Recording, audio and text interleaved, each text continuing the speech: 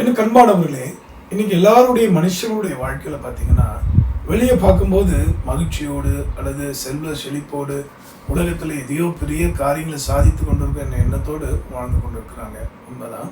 அதுக்காக அவங்க பிரயாசப்பட்டிருப்பாங்க, முயற்சி எடுத்திருப்பாங்க, அயராமல் உழைத்திருப்பாங்க. நல்லது. ஆனால் இன்னைக்கு எல்லாருடைய அடி மனதில் உள்ளான இதயத்தில் ஒரு கேள்வி இருக்குங்க. அந்த கேள்விதான் இன்றைக்கு செய்தியின் தலைப்பாகவே வந்திருக்கு. அது என்னன்னா, எனக்கு யார் உண்டு?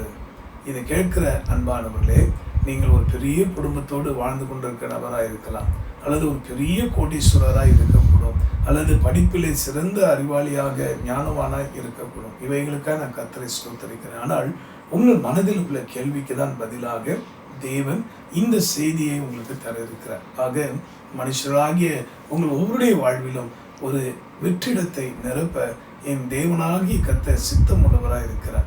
கவனமாக கேட்பீங்கன்னா உங்கள் வாழ்க்கை இன்னும் கனி தரும், உங்கள் வாழ்வில் இன்னும் எதிர்பாராத நன்மைகள் வரும் என்பதிலே சந்தேகமில்லை. இதோ உங்களுடைய புரிதலுக்காக எனக்கு யார் உண்டு. 2 தெசலோனிக்கேயர் புஸ்தகத்தில் 1 அதிகாரம் 6ஆம் வசனத்தை வாசிக்கும் போது நம்ம அறிந்து கொள்ளலாம். When you read 2 Thessalonians chapter 1 verse 6, உங்களை உபத்திரவப்படுத்துகிறவர்களுக்கு உபத்திரவத்தையும் உபத்திரவப்படுகிற உங்களுக்கு எங்களோட கூட இளைப்பாறுதலையும் பிரதிபலனாக கொடுப்பது தேவனுக்கு நீதியாய் இருக்கிறதே. தேவனுக்கு நீதியா இருக்கிறது. எனக்கு யார் உண்டு? நீதி செய்ய எனக்கு யார் உண்டு? உபத்திரப்படுகிற அல்லது உங்களை உபத்திரப்படுத்துறவங்களுக்கு உபத்திரத்தை கொடுக்கறது கர்த்தருக்கு நீதியா இருக்குது. நீங்க யோசிக்கலாம், ஆண்டவர் அன்பு உள்ளவர் தானே, இப்படி ஆண்டவர் தண்டிப்பாரா? உடனே நிறைய பேருக்கு பல வசனங்கள் ஞாபகம் வரும் இல்லையா?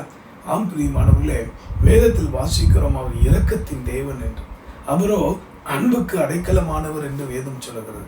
அப்படிப்பட்ட அன்பே உருவான இயேசு கிறிஸ்துவை பற்றி எபிரேயருக்கு எழுதும்போது வேதம் என்ன சொல்லுறது தெரியுமா? அவர் பட்சிக்கும் அக்கினியா இருக்கிறாரே. பிரியமானவர்களே, எனக்கு யார் உண்டு? இந்த வசனம் ஆரம்பிக்கிறது எப்படின்னா, 5ஆம் வசனத்திலேருந்து நீங்க படிக்கும்போது கூட தெரிந்து கொள்ளலாம். அங்கே சொல்லப்பட்டிருக்கு, தேவனுடைய ராஜ்யத்துக்காக பாட அனுப்புகிற உங்களுக்கு. அப்போ உபத்திரப்படுறவங்க என்ன அர்த்தம்? தேவனுடைய நாமம் மகிமைக்கான உபத்திரங்கள் இந்த பூமியில உண்டுங்க. சில அவங்களுடைய சுய இச்சையினால சிக்குண்டு உபத்திரப்படுவாங்க. அதை குறித்து வேதம் சொல்லல. அப்படிப்பட்டவங்களுக்கு ஆண்டவர் சொல்லல, தேவனுடைய ராஜ்யத்துக்கு மகிமைக்காக. இதை சொல்லும்போது ஒரு சின்ன உதாரணம் சொல்றேன். நீங்க கர்த்தருடைய ஊழியத்துக்காக நல்ல மனதோடு தாராள எண்ணத்தோடு கூட மனதார கர்த்தருடைய ஊழியத்துக்காக விதைச்சிருப்பீங்க. அதாவது உங்களுடைய உழைப்பாகிய உங்களுடைய வருமானத்தின் ஒரு பகுதியை எடுத்து கர்த்தருடைய சுவிசேஷம் பிரபலடைய வேண்டும். சகோதரர் மணியர் செய்கிறதான இந்த தீர்க்க தரிசன ஊழியம், சுவிசேஷ ஊழியம், இந்த மிஷனரி பாரத்தோடு பண்ணுகிற பணிகள் இன்னும் பல தேசங்கள் பரவ வேண்டும் என்பதற்காக மனதார தாகமாய் நீங்கள் தேவனுக்குன்னு விதைச்சிருப்பீங்க. ஆனால் இதை கொச்சைப்படுத்தும்படி அல்லது இதை பரிகாசம் பண்ணும்படி அல்லது இதை பல வகையில் உங்கள் மனதை துக்கப்படுத்தும்படி உங்கள் கூட பிறந்தவங்களே ஒருவேளை அப்படி பேசியிருக்கலாம், அல்லது உங்களை கணவர் அப்படி பேசியிருக்கலாம், அல்லது உன் மனைவி அப்படி சொல்லியிருக்கலாம், அல்லது உன் பிள்ளைகள் கூட அப்படி நடத்தியிருக்கலாம். ஆனால் இதெல்லாம் ஒரு வகையான உபத்திரம். எதுக்கு சொல்றேன்னா, நீங்கள் தேவ ராஜ்யத்தின் பிரபலத்துக்காக விதைத்தீங்க.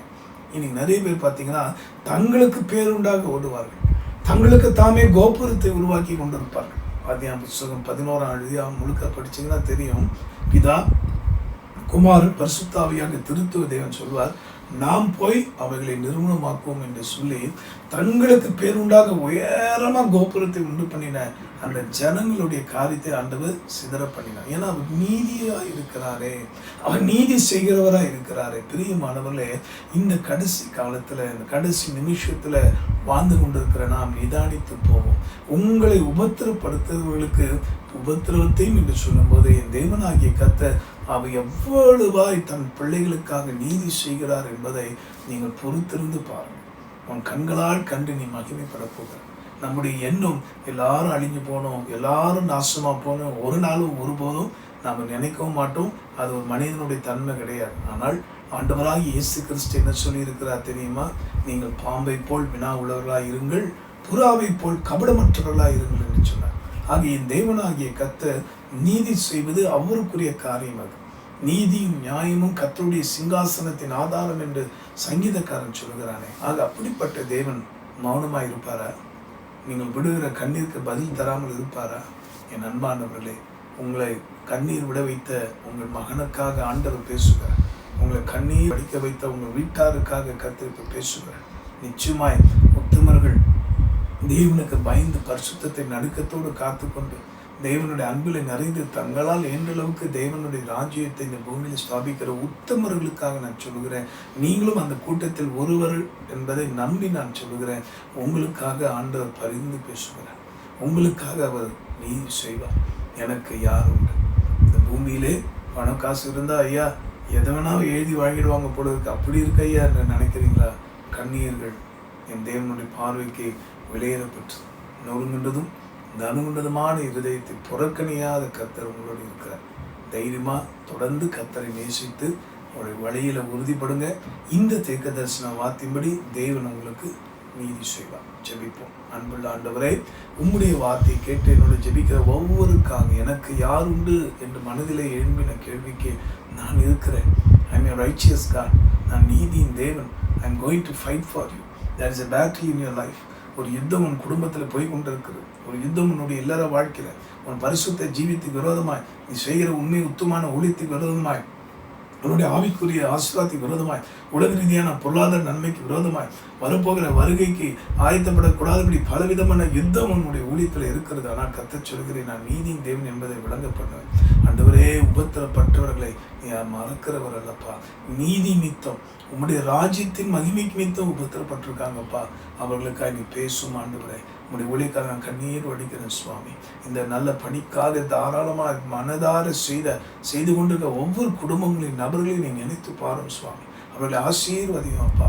அவர்கள் எந்த இடத்துல இருந்தாலும் அவர்களுக்கு வேண்டிய ஆவிக்குரிய பலனை தாரும். இன்னும் மேன்மைப்படுத்தி ஆறுதல் படுத்தும். ஜீவாதிபதி இயேசு மூலமாய் வேண்டி மன்றாடுகிறோம் இந்த நல்ல பிதாவே. ஆமென். எனக்கு யார் உண்டு? நீதி செய்ய கர்த்தர் உண்டு. மகிழ்ச்சியோடு இருங்க. God bless you.